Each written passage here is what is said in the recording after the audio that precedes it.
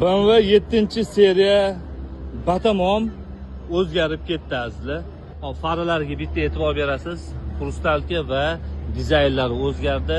Blижний chiroqlarini va dalniy chiroqlari bu yoqqa tushirilgan, radiator reshotkalari turburchaylashib ketibdi, gap yo'q lekin.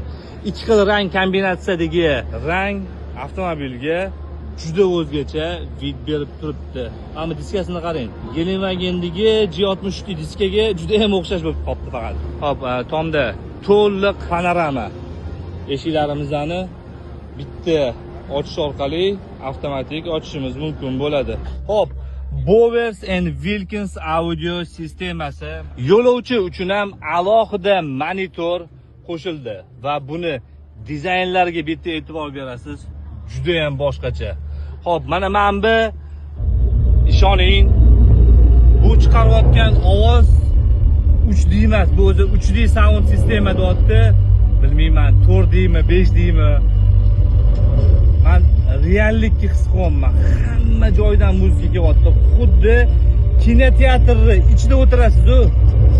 Shunaqa bo'lyapti. Gap so'z bo'lishi mumkin emas. Rulni ko'ryapsizmi? Bir xil ishlab qo'ygan, rulda hech qanaqa yozuv yoki hech qanaqa ko'rishingiz mumkin bo'lgan hech nima narsa yo'q. Yo'ldan chalg'ima deyapti BMW. Mana senga panel pribor deyapti, qarang. Shunda to'g'riga qaraysiz, yo'lga qaragan holatingizda speedometr deysizmi, kilometraj deysizmi va boshqa informatsion tabloda chiqadigan narsalar shetda chiqib turar ekan. Eshik ochadigan ruchkasiga e'tibor berasiz. BMW 740L. Hop, eski BMW 7-seriyadan asar ham qolmabdi lekin bor. Avtomobil yoqqan bo'lsa, videoga bitta like bosib qo'yasiz. Shunaqa eksklyuziv videolarni o'tkazib olmaslik uchun bizga obuna bo'lib qo'ying.